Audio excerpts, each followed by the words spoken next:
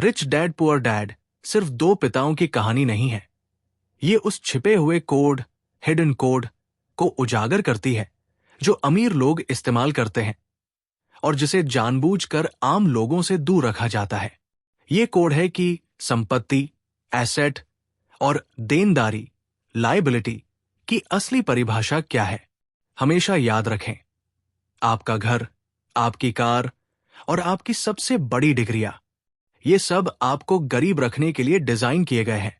इस वीडियो में हम उस एक गुप्त वित्तीय सिद्धांत का खुलासा करेंगे जिसके कारण 90% लोग चूहा दौड़, रैट रेस में फंसे रहते हैं। साथ ही हम ये भी देखेंगे कि रिच डैड ने कियोसाकी को वो कौन सी एक चीज सिखाई जिसने उसे नौकरी खोजने की बजाय पैसे को काम पर लगाने वाला बना दिया। क्या आप वो राज जानने के लिए तैयार हैं जो आपकी सैलरी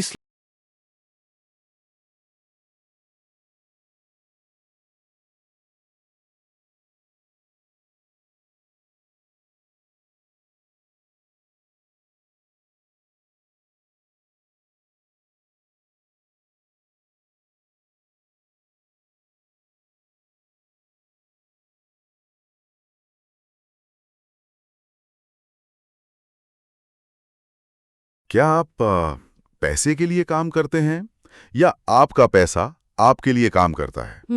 ये सवाल सुनने में जितना सीधा लगता है, इसका जवाब उतना ही उलझा हुआ है। और यही जवाब हमारी पूरी आर्थिक जिंदगी की कहानी लिखता है। बिल्कुल। आज हम रॉबर्ट कियोसाकी की उस किताब के पन्ने पलटने जा रहे हैं जिसने दुनिया भर में लाखों लोगों की पैसे को लेकर सोच हमेशा के लिए बदल दी। Rich dad poor dad. जी हाँ, रिच डैड पुअर डैड। हमारे पास जो भी आज नोट्स और लेख हैं वो सब इसी किताब के इर्द गिर्द घूमते हैं। और इस किताब की सबसे खास बात इसका ढांचा है। ये कोई भारी भरकम थ्योरी की किताब नहीं है, बल्कि एक कहानी है। एक कहानी। हाँ, लेखक ने अपने दो पिताओं से मिले आर्थिक ज्ञान की तुलना की है। एक उनके अपने पिता जो बहुत पढ़े लिखे थे, पीएचडी थे, पर हमेशा पैसों के लिए संघर्ष करते रहे। उन्हें वो पुअर डैड कहते हैं। बिल्कुल। और दूसरे उनके सबसे अच्छे दोस्त के पिता जो 8वीं क्लास के बाद पढ़े ही नहीं थे। हाँ, पर वो हवाई के सबसे अमीर लोगों में से एक बने, और वो थे रिच डैड। तो आज हमारी चर्चा का मकसद सिर्फ इन सबकों को दोहराना नहीं है, नहीं, बल्कि इनकी गहराई में उतरना है। हम ये समझने की कोशिश करेंगे कि ये विचार इतने क्रांतिकारी क्यों थे और आज के दौर में खासकर भारतीय युवाओं के लिए इनके क्या मायने हैं। बिल्कुल। चलिए इस दिलचस्प बातचीत को शुरू करते हैं। चलिए, ठीक है, तो इसे खोलते हैं।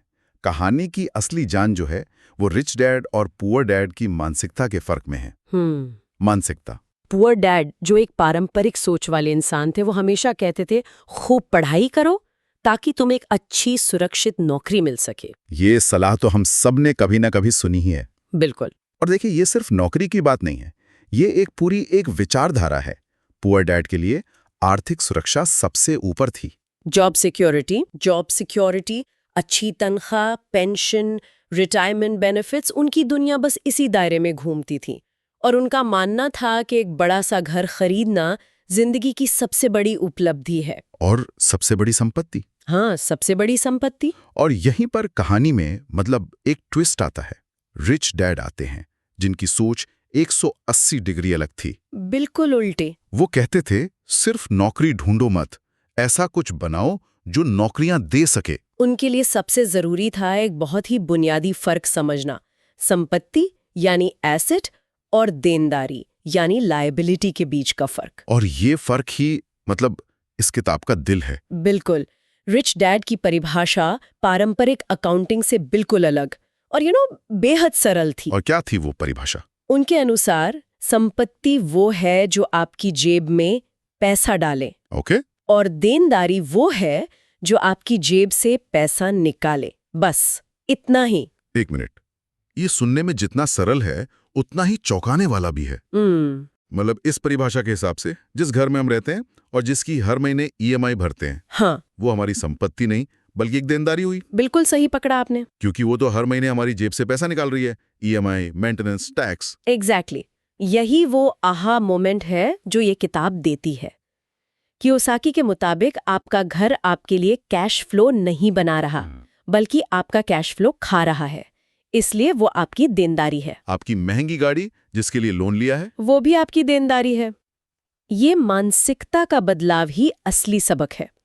पारंपरिक सोच कहती है कि ये चीजें आपकी नेटवर्थ बढ़ाती हैं, लेकिन रिच डैड की सोच कैश फ्लो पर आधारित है।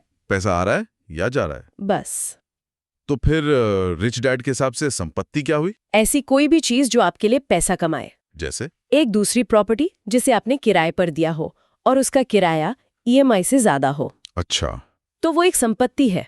स्टॉक्स, बॉन्ड्स या म्यूचुअल फंड्स जिनसे आपको डिविडेंड या मुनाफा मिले। कोई बिजनेस जो आपके बिना भी चले और प्रॉफिट दे, या कोई किताब या गाना जिसकी रॉयल्टी आपको मिलती रहे। मतलब पैसिव इनकम। हाँ, रिच डैड का पूरा जोर इसी बात पर था कि अपना ध्यान और पैसा देनदारियां खरीदने में नहीं, बल्कि ऐसी संपत्तियां बनाने में लगाओ जो आपके लिए कमाई का जरिया बने। ये सुनकर तो कोई भी सोचने पर मजबूर हो जाएगा। इनफैक्ट दोस्तों, एक मिनट सोचिए, आपकी पैसों को लेकर मानसिकता रिच डैड जैसी है या पुअर डैड जैसी? क्या सुरक्षा को ज्यादा महत्व दिया जाता है या संपत्ति बनाने को? अपने विचार नीचे कमेंट्स में जरूर बताइए। ये सवाल इस सफर का पहला कदम है।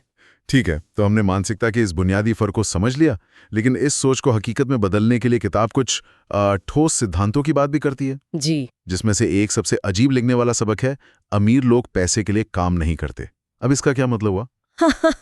बिना काम किए पैसा कैसे आएगा? देखिए, ये लाइन जानबूझकर चौंकाने के लिए लिखी गई है। इसका गहरा मतलब है। क्या है वो? जब रिच डैड ये कहते हैं तो उनका अर्थ है कि अमीर लोग अपना समय बेचकर पैसा नहीं कमाते। अच्छा, एक नौकरी पेशा इंसान को घंटे के हिसाब से या महीने के हिसाब से पैसा मिलता है। अगर वो काम नहीं करेगा तो पैसा नहीं मिलेगा। ये है एक्टिव इनकम। मतलब आप पैसे के लिए अपना समय ट्रेड कर रहे हैं। सही कहा। जबकि अमीर लोग अपना समय और ऊर्जा ऐसी संपत्ति या कह लीजिए सिस्टम बनाने में लगाते हैं जो उनके लिए पैसा कमाए। तब भी जब वे सो रहे हों या छुट्टियां मना रहे हों। बिल्कुल। उनकी सोच एक किसान की तरह थी।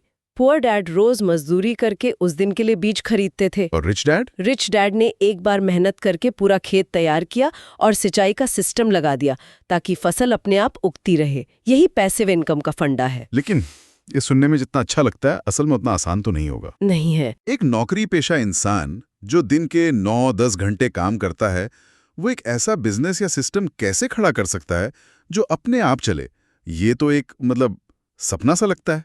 आपका सवाल बिल्कुल जायज है, और यही वो चक्र है जिसे कियोसाकी चूहा दौड़ या रैट रेस कहते हैं। चूहा दौड़? हाँ, आप एक पहिए पे भागे जा रहे हैं, ज्यादा कमाने के लिए ज्यादा मेहनत करते हैं, प्रमोशन लेते हैं, तनख्वाह बढ़ती है तो आप बड़ा घर, बड़ी गाड़ी ले लेते हैं, खर्चे बढ़ जाते हैं। हाँ, और अब उन बढ़े हुए खर्चों को पूरा करने के लिए आपको और ज्यादा मेहनत करनी पड़ती है। आप भाग तो बहुत तेज रहे पर पहुंच कहीं नहीं रहे। तो इस चक्र से बाहर कैसे निकले? इसका रास्ता नौकरी छोड़ना नहीं है, बल्कि नौकरी करते हुए ही धीरे धीरे अपने एसेट कॉलम को बनाना है। शुरुआत छोटी हो सकती है, जैसे शायद कुछ ₹1000 हर महीने म्यूचुअल फंड में लगाना या वीकेंड पर किसी छोटे बिजनेस आइडिया पर काम करना। कुंजी है शुरुआत करना। तो इस चूहा दौड़ से निकलने और संपत्ति बनाने के लिए जो सबसे जरूरी हथियार चाहिए वो क्या है? वो है वित्तीय साक्षरता, फाइनेंशियल लिटरेसी। Financial literacy. जी, रिच डैड हमेशा इस बात पर जोर देते थे कि स्कूल हमें विषय तो पढ़ाते हैं, पर ये कभी नहीं सिखाते कि पैसा असल में काम कैसे करता है। हमें इतिहास पढ़ाया जाता है, गणित पढ़ाया जाता है, लेकिन पैसे का मैनेजमेंट नहीं सिखाया जाता। और यही सबसे बड़ी कमी है। बिल्कुल, हमारे एजुकेशन सिस्टम में ये बहुत बड़ा गैप है। तो जब हम वित्तीय साक्षरता की बात करते हैं तो इसमें क्या क्या शामिल है? क्या इसका मतलब स्टॉक मार्केट का एक्सपर्ट बनना है? नहीं, बिल्कुल नहीं। इसका मतलब है 4 मुख्य चीजों की बुनियादी समझ होना। ओके, वो क्या है? पहली है अकाउंटिंग, मतलब अपनी आमदनी और खर्चों को पढ़ना और समझना, अपनी पर्सनल बैलेंस शीट बनाना। ठीक है। दूसरी है निवेश, यानी अपने पैसे को काम पर लगाने की कला। ये समझना कि आपका पैसा आपके लिए और पैसा कैसे बना सकता है। तीसरी है बाजार को समझना, मतलब सप्लाई और डिमांड के नियम कैसे काम करते हैं। और चौथी और सबसे जरूरी, कानून की समझ। कानून की समझ मतलब वकील बनना पड़ेगा? नहीं, इसका मतलब बस इतना जानना है कि टैक्स के नियम आपके फायदे के लिए कैसे काम कर सकते हैं। अच्छा, जैसे जैसे भारत में बहुत से लोग टैक्स बचाने के लिए सिर्फ साल के आखिर में कुछ भी खरीद लेते हैं। हाँ, होता है ऐसा। लेकिन एक वित्तीय साक्षर व्यक्ति ये जानेगा कि ELSS जैसे निवेश टैक्स बचाने के साथ साथ संपत्ति बनाने में कैसे मदद करते हैं। या एक फ्रीलांसर ये समझेगा कि कंपनी बनाने से एक व्यक्ति के तौर पर काम करने से ज्यादा टैक्स फायदे कैसे मिल सकते हैं। ये छोटी छोटी जानकारी ही अमीर लोगों का असली हथियार होती हैं। ये ज्ञान पैसे से ज्यादा ताकतवर है, क्योंकि इसके बिना कमाया हुआ पैसा भी टिकता नहीं है। ये बात तो एकदम सही है। हमने कई बार सुना है कि कोई लॉटरी जीतता है और कुछ ही सालों में वापस कंगाल हो जाता है। हाँ, शायद इसी वित्तीय निरक्षरता की वजह से। ठीक कहा। पैसा सिर्फ एक टूल है। अगर आपको उसे इस्तेमाल करना नहीं आता तो वो या तो बेकार पड़ा रहेगा या आपको ही नुकसान पहुंचाएगा। चलिए अब इस पूरी बातचीत को भारतीय संदर्भ में लाकर देखते हैं। जरूर। ये सारे सिद्धांत जो एक अमेरिकी किताब में लिखे गए हैं, वो आज के भारतीय युवाओं के लिए कितने प्रासंगिक हैं। हमारा समाज, हमारी प्राथमिकताएं तो बहुत अलग हैं। आपका सवाल बहुत जरूरी है और मेरे हिसाब से ये सिद्धांत आज भारत में पहले से कहीं ज्यादा प्रासंगिक है। वो कैसे? देखिए, भारत में पारंपरिक रूप से एक सुरक्षित सरकारी नौकरी और अपना घर खरीदना ही सफलता और सम्मान का पैमाना माना जाता रहा है। बिल्कुल। हमारे माता पिता की पीढ़ी ने हमें यही सिखाया, क्योंकि उन्होंने आर्थिक अस्थिरता का दौर देखा था। ये मानसिकता सीधे सीधे पुअर डैड की मानसिकता से जुड़ती है, जहां सुरक्षा हर चीज से ऊपर है। लेकिन अब माहौल तेजी से बदल रहा है। Startup culture, gig economy, freelancing, कमाई के तरीके बदल रहे हैं। तो क्या हम ये मान सकते हैं कि नई पीढ़ी स्वाभाविक रूप से रिच डैड की सोच की तरफ बढ़ रही है? हाँ और ना, मौके जरूर बढ़े हैं। आज कोई भी एक ऐप के जरिए स्टॉक मार्केट में निवेश कर सकता है, लेकिन सिर्फ टूल्स होना काफी नहीं है, मानसिकता भी चाहिए। हो सकता है एक युवा ऐप पर स्टॉक खरीद बेच रहा हो, लेकिन अगर वो बिना रिसर्च के सिर्फ टिप्स के आधार पर ऐसा कर रहा है तो वो निवेश नहीं, जुआ खेल रहा है। वो डर और लालच की भावनाओं से प्रेरित है, वित्तीय साक्षरता से नहीं। तो रिच डैड की सोच अपनाने की जरूरत और भी ज्यादा बढ़ गई है। तो एक भारतीय युवा इन सबकों को अपने जिंदगी में उतारने के लिए पहला कदम क्या उठाए? किताब में कोई प्रैक्टिकल सलाह दी गई है? हाँ, एक बहुत ही शक्तिशाली आदत के बारे में बताया गया है। क्या है वो? उसे कहते हैं पे योरसेल्फ फर्स्ट, यानी सबसे पहले खुद को भुगतान करो। पे योरसेल्फ फर्स्ट, इसका क्या मतलब है? ज्यादातर लोग क्या करते हैं, उन्हें तनख्वाह मिलती है, वो पहले अपने सारे बिल चुकाते हैं, EMI भरते हैं, घर का खर्च निकालते हैं, और फिर महीने के आखिर में जो कुछ बचता है उसे बचाने की सोचते हैं। और अक्सर कुछ बचता ही नहीं है। सही बात है। रिच डैड की सलाह इसके ठीक उलट है। वो कहते हैं कि जैसे ही आपको आमदनी हो, सबसे पहले एक तय हिस्सा, मान लीजिए 10% या 20%, अपनी संपत्ति वाले कॉलम में निवेश के लिए निकाल लें। सबसे पहले? बिल भरने से भी पहले? हाँ। लेकिन अगर ऐसा किया तो हो सकता है कि बाकी खर्चों के लिए पैसे कम पड़ जाएं। हो सकता है, और यही तो इसका जादू है। जादू? हाँ, जब आपके पास बिल चुकाने के लिए पैसे कम पड़ेंगे तो ये दबाव आपको और ज्यादा कमाई के नए रास्ते खोजने के लिए या अपने फालतू खर्चों में कटौती करने के लिए प्रेरित करेगा। अच्छा।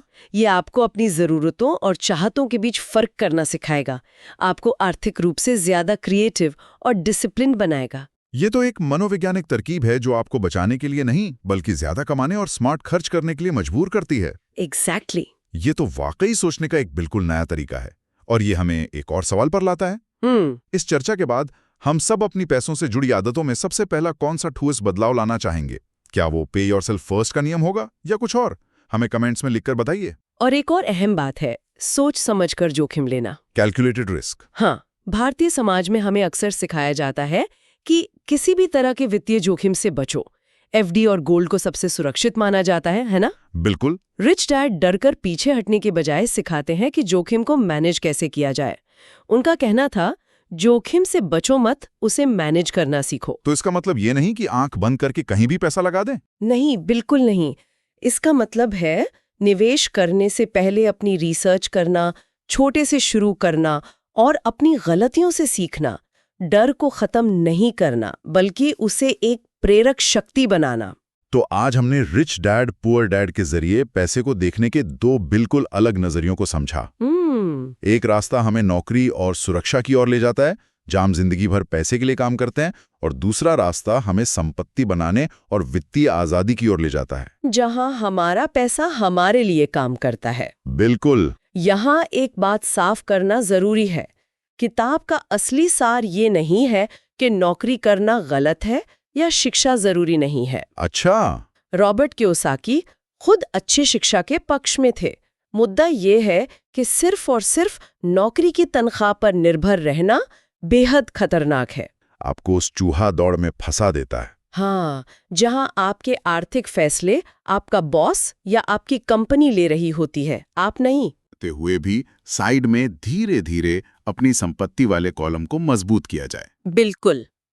असली लक्ष्य ऐसी संपत्ति खड़ी करना है जिनसे आने वाली पैसिव इनकम आपके खर्चों से ज्यादा हो जाए। और जिस दिन ऐसा हो गया, उस दिन आप असल में आर्थिक रूप से स्वतंत्र हैं। उसके बाद आपके लिए काम करना एक मजबूरी नहीं बल्कि एक विकल्प बन जाएगा। आप वो काम कर सकते हैं जो आपको पसंद है। जी, ना कि वो जो आपको बिल चुकाने के लिए करना पड़ता है। असली आजादी यही है। बिल्कुल सही।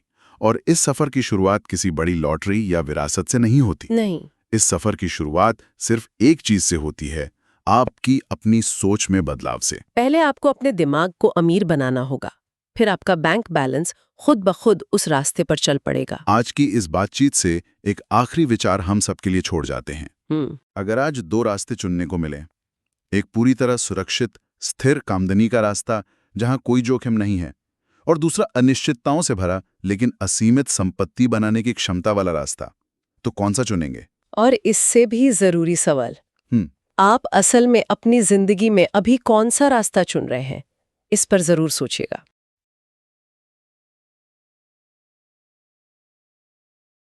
अगर आप फाइनेंस की दुनिया के छुपे हुए राज जानना चाहते हैं और अपनी जिंदगी को 9 to 5 की नौकरी से बाहर निकालकर सच में अमीर बनाना चाहते हैं, तो अभी सब्सक्राइब का बटन दबाएं और घंटी बेल आइकन जरूर ऑन कर लें, क्योंकि यहां हम हर हफ्ते रॉबर्ट कियोसाकी जैसे सफल लोगों के सबसे पावरफुल सीक्रेट्स को तोड़कर आसान भाषा में बताते हैं, ताकि आप भी अमीर बन सकें। चलिए आगे बढ़ते हैं।